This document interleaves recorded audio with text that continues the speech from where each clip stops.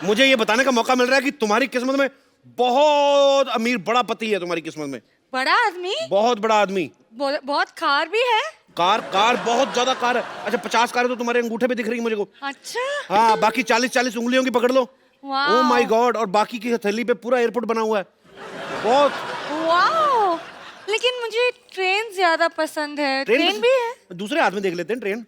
ओह, छोटी लाइनें बड़ी लाइनें, गाड़ियां दौड़ रही हैं। चुक चुक चुक चुक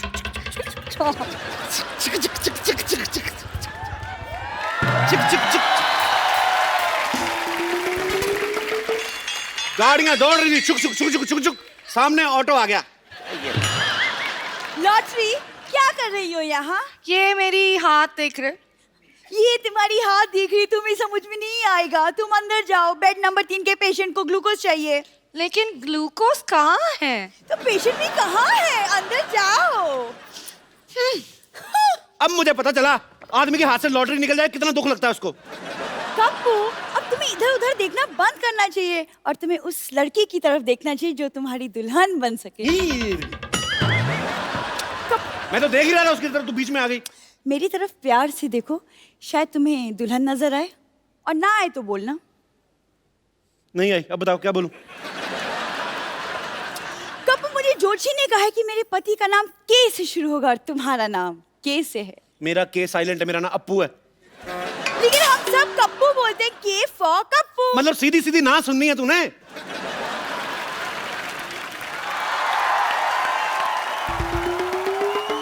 छेड़ो लाल, मेरी बेटी को छेड़ रहे तो।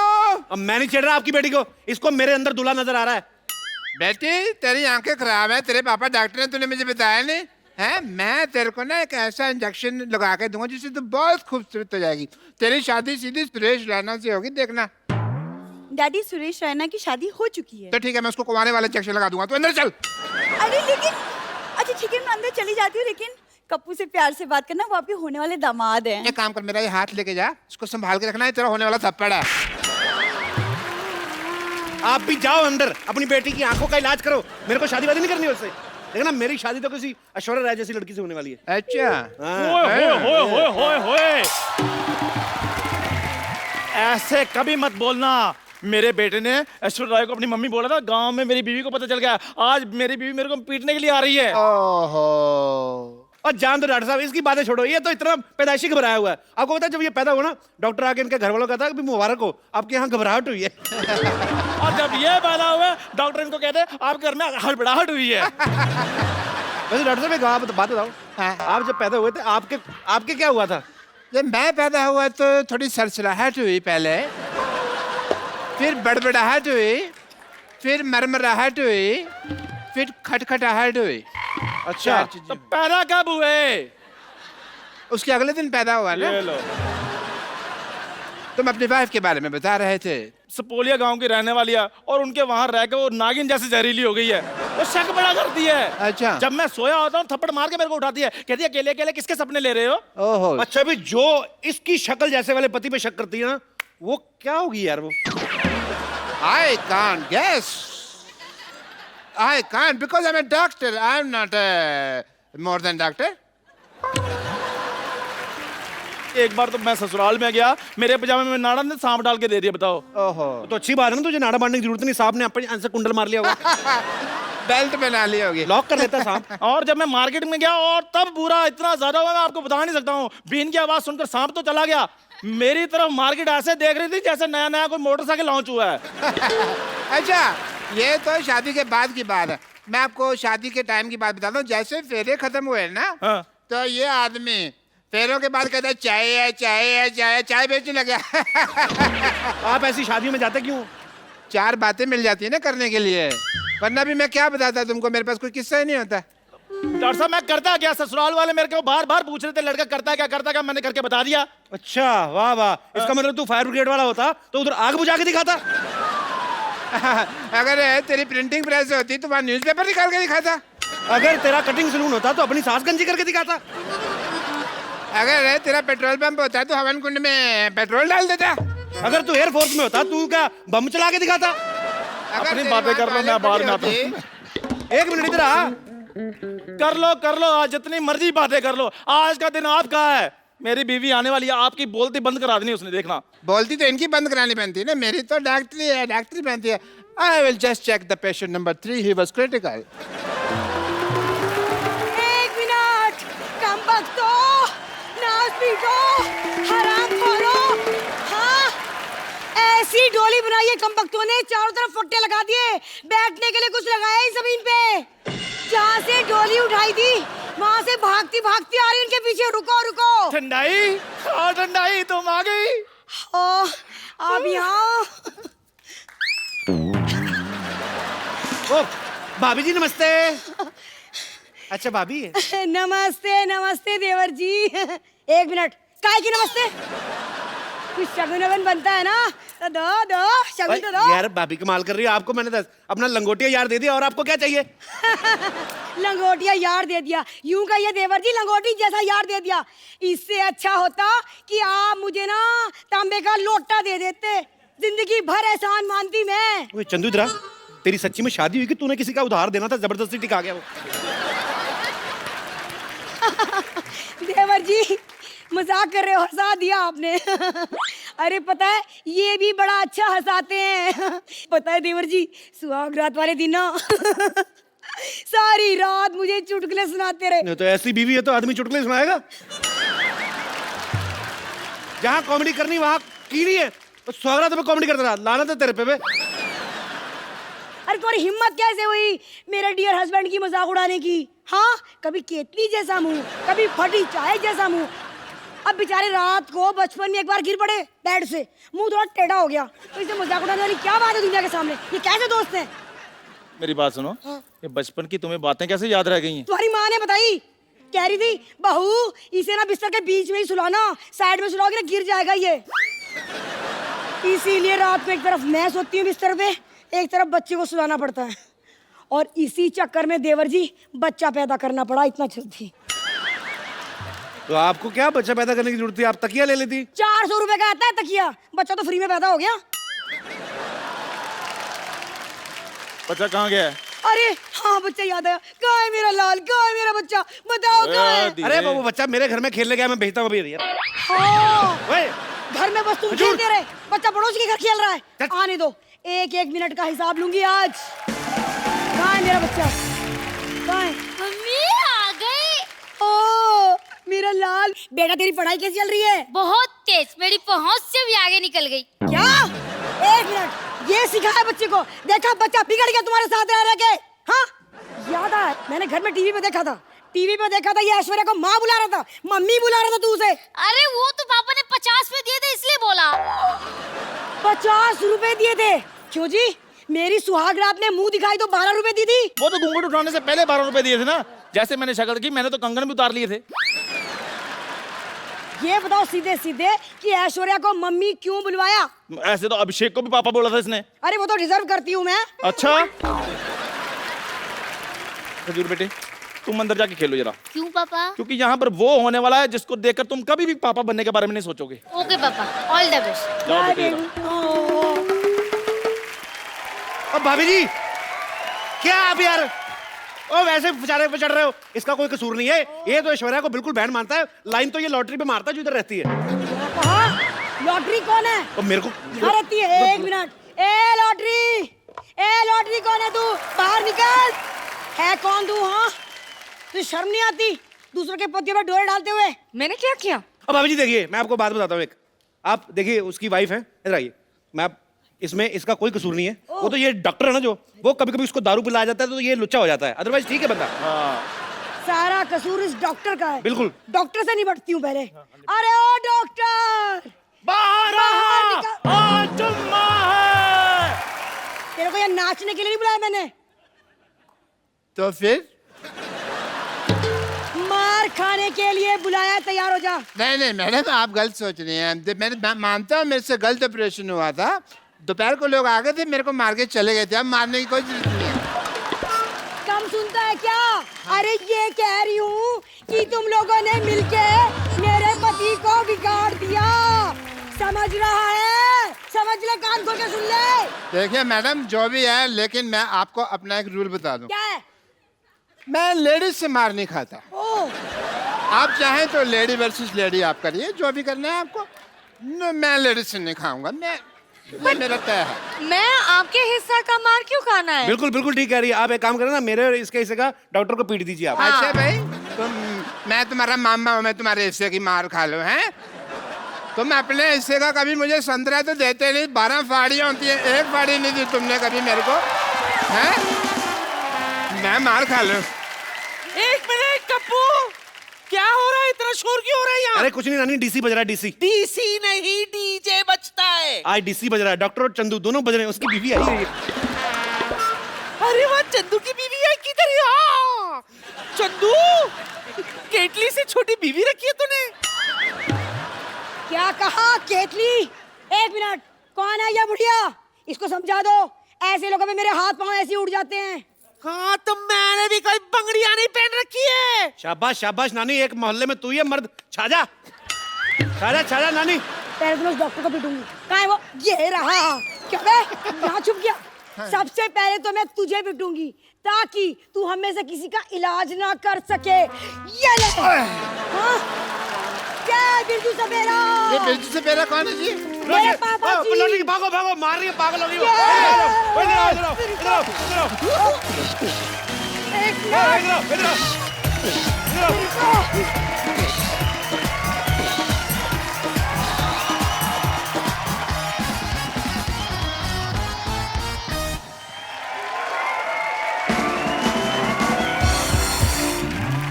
आज सिद्धू पाजी की तबीयत ठीक नहीं है, सो इस लिए वो आज यहाँ पे मौजूद नहीं है।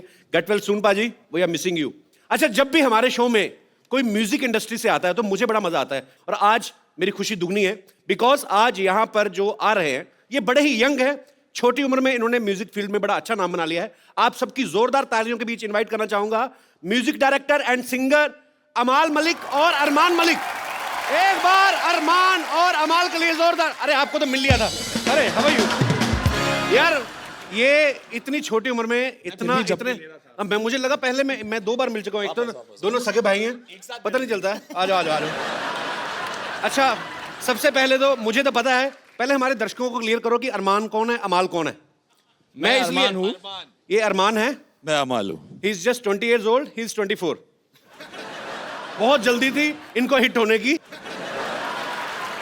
मैंने ये बात इनसे इसलिए पूछी बिकॉज जब भी कोई जोड़ी हिट होती है ना तो बहुत सारे लोग कंफ्यूजन में रहते हैं। जैसे अब दिनेश बोल रहा था, कहता अब्बास मस्तान अपने बेटे को लॉन्च कर रहे हैं। मैंने कहा वो 2 अलग अलग लोग हैं। अब्बास भाई अपने बेटे को लॉन्च कर रहे हैं, मस्तान भाई उनके चाचा हैं।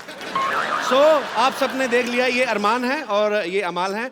अरमान जो हैं बहुत अच्छे सिंगर हैं, ये भी बहुत अच्छे सिंगर है, पर इनका इंटरेस्ट ज्यादा म्यूजिक डायरेक्शन में है। सो आप दोनों का बहुत बहुत स्वागत है। प्लीज यहाँ पे विराजमान हो जाइए।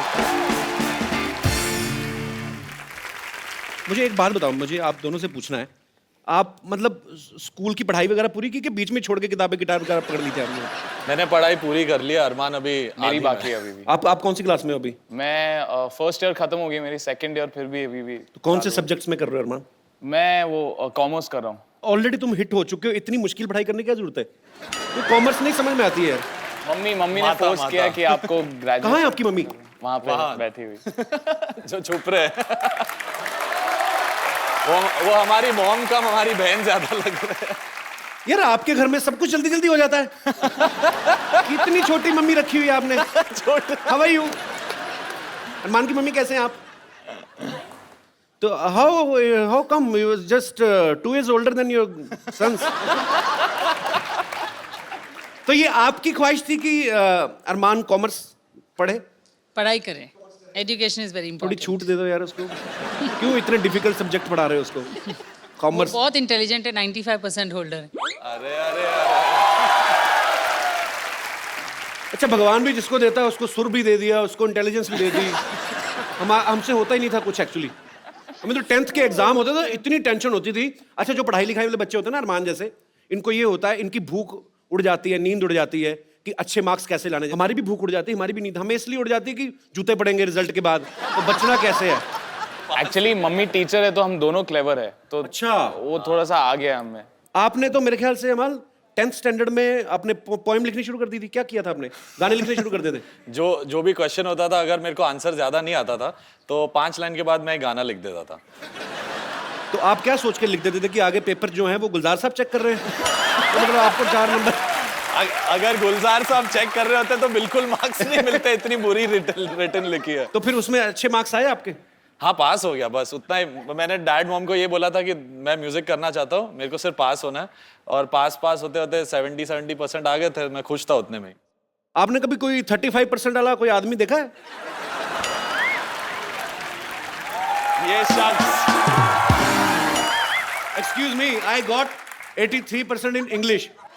एक सेकेंड, सीरियसली मैंने रट्टा मारा था, बट मैथ में I got huge 12 out of 100। Huge. तो नहीं आया भाई मैथ। और मुझे हिसाब किताब नहीं होता, तभी तो हम लोग 1 घंटे का शो बोल के 1.5 घंटे चला लेते, क्योंकि मैथ में वीक है। एनीवेज, तो आप मतलब शुरू से आपको क्लियर था कि मेरे को म्यूजिक डायरेक्टर ही बनना है?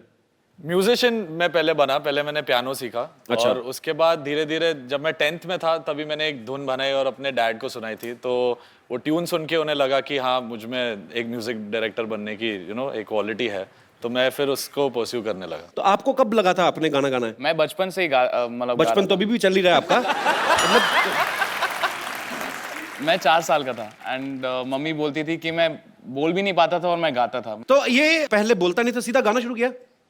वो अपने आप को गा गा के सुला लेता था अपने आप ही, लोरी अपने आप के लिए गा लेता था। ऑब्वियसली आप जॉब करती हैं तो बच्चा खुद ही सुनाएंगे ना लोरी अपने आप को। आप तो टीचर हैं।